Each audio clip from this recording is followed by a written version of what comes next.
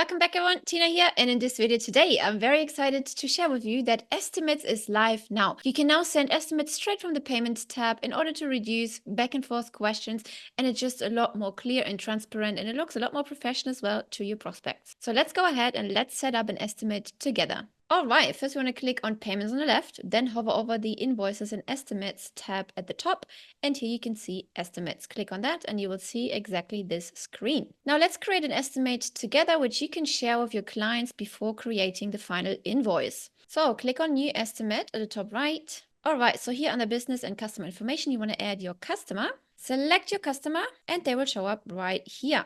If you accidentally made a mistake and you added the wrong person, you just click the three dots here.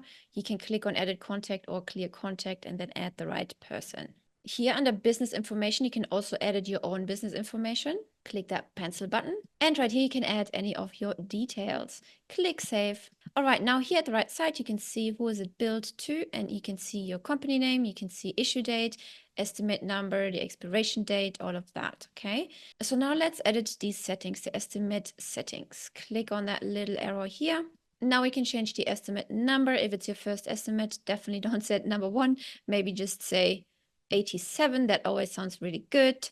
Issue date, today's date. Expiration date can be probably the next day to just make it really clear that this is urgent. All right, so here on the right, you can see the date has changed. The issue date has changed as well as the expiration date. Then we can add a product. Click on that little arrow here. Click Add Product. Click the drop-down menu. Select your product, double check the price and the quantity. You can change that manually as well. Again, if you made a mistake, you can just click the bin icon here to delete it and then add the correct product again. If you click on the three dots right here, you can view the description or remove tags. To remove the tags, you would obviously have added the tags here by clicking Add Tags. Okay, let's say the VAT is 20%. Let's say yes. Hit save, or you can choose add text automatically. So this would be based on where the client is located. Okay, but let's keep it manually. Let's hit save.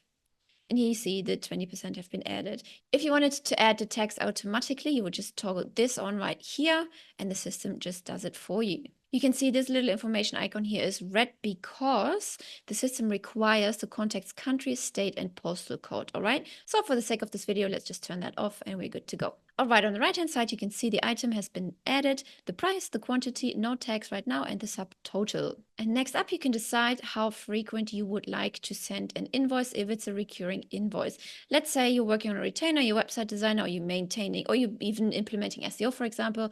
That's a good example. So SEO agencies charge a retainer per month in order to keep the website up to date, to make sure the client's website ranks on top of any search engine.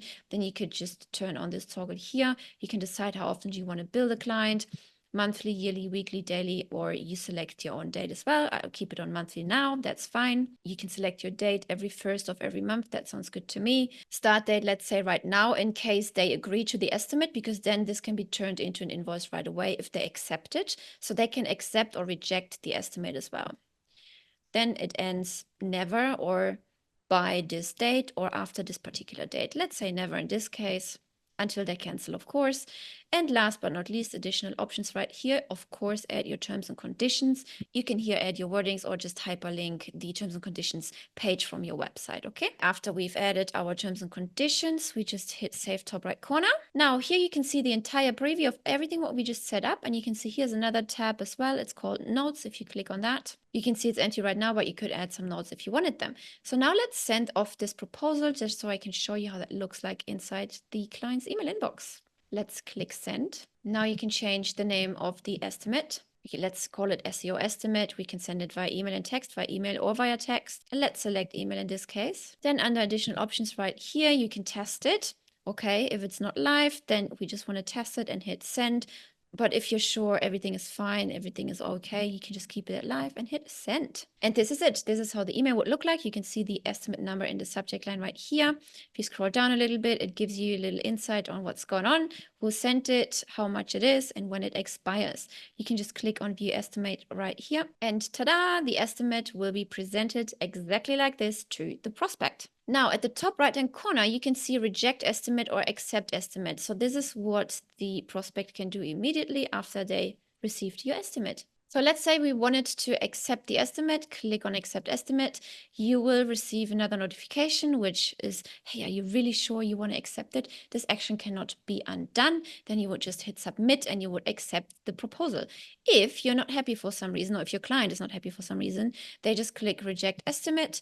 Then they are able to leave a reason why they weren't happy. Maybe let's say price too high, and then we can click submit. They can click submit, and you'll see that later on the list as well, which I'll show you in a minute. You can see here it has been declined in the top left corner. Now going back to the payments tab, payments and then estimates at the top, remember, you can see here different tabs, all estimates, draft, sent, accepted, declined, or invoiced. You can see here the SEO estimate has been declined by the prospect. You can also filter through by date here and also by the state. So let's say declined at the top right here, and it will show you also this particular estimate. Now, if you wanted more information about that estimate, you can just click on the actual quote name here, and this window will pop up, which will show you the estimate details, customer, created on, expiration date, status, and some notes if there were some, okay?